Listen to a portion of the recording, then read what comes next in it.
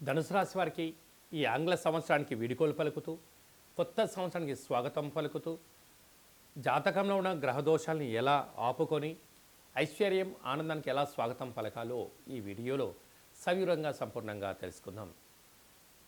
ధనుసు రాశిలో ఏ నక్షత్రాలు వస్తాయిగా మూలా నక్షత్రంలోని 4 పాదాలు, పూర్వాషాఢ నక్షత్రంలోని 4 పాదాలు, ఉత్తరాషాఢ నక్షత్రంలోని 1 పాదం కలిపితే ధనుసు రాశి.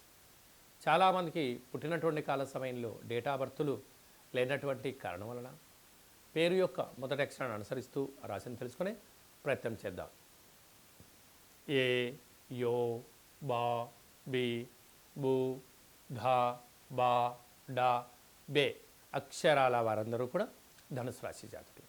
ధనుసు రాశి యొక్క అధిపతి దేవగురు బృహస్పతి. వీరికి రాశిలోనే రవి సంచారం చేయడం, 2వ స్థానంలో శుక్రుడు సంచారం, 3వ స్థానంలో శని భగవానుడు సంచారం చేయడం వలన అనవసర ప్రయాణాలు, ఆవేశాలు తగదు, వివాదాలకు దూరం అవసరం, ఏదైనా తెలిస్తేనే చేయడం, తెలియకపోతే కొంతకాలం ఆ పనులు వాయిదా వేసుకొని నేర్చుకొని అవలంబించగలిగితే రాబోయే కాలం మంచి కాలం.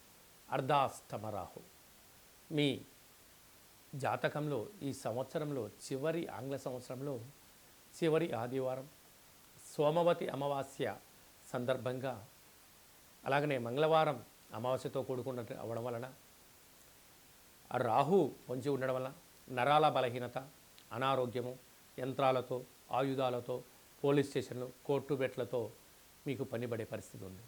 కనుక ఇలాంటి కాల సమయంలో మౌనం, ధ్యానం, ఏకాగ్రత, దానం, ధర్మం, ప్రశాంత వాతావరణం ఏర్పరచుకోగలిగితే ఈ సంవత్సరంలో కష్టాలు ఇక్కడికే ఆపేయచ్చు అని చెప్పి కూడా గమనించాలి.